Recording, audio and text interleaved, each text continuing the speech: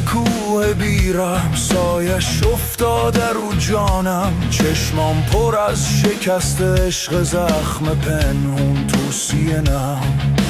مغزم پر از فریاده، پر از راه بی پایان، دستام میلرزه وقتی یاد شیرین میزنه آتش به استخوان. این کوه لعنتی آینه دردامه، هر ضربه تیشه یه تیکه از جونم میبره. فرهاد فریاد میکشه چرا عشق باید در باشه، رگه هام پر از خون سخته، کو میریزه اما دل نه. فرهاد میسوزه با عشق، میشکنه زیر بار رنجین داستان. قصه من نیست این لعنته، این جنگ تلخه.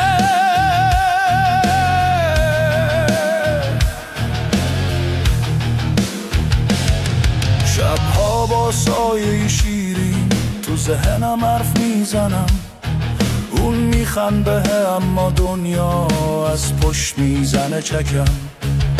دروغ، فریب، تقدیر همه شدن دشمن من موندم و تیشه اما کوهی که میخواد بکشه تن. هرچی جلوتر میرم انگار دردمی قدتره، هرچی میکنم از سنگ زخمای دل بیشتره. فرهاد فریاد میکشه چرا عشق باید در باشه، رگه هام پر از خون سخته، کو میریزه اما دل نه. فرهاد میسوزه با عشق، میشکنه زیر بار رنجین داستان. قصه من نیست این لعنته، این جنگ تلخه.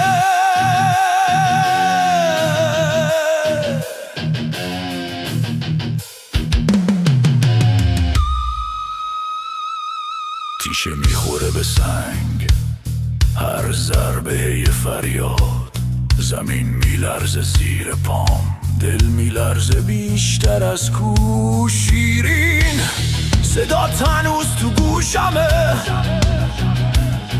ولی دنیا نمیذاره بهت برسم. پس میکنم تا وقتی که خونم تموم شه. فرهاد فریاد گم شده در کوه سرد بیرم تقدیر، عشق تو زنجیر آتشه، ولی دنیا نمیذاره پس بگیر. میمیرم با نام تو، با تیشه تو دستام.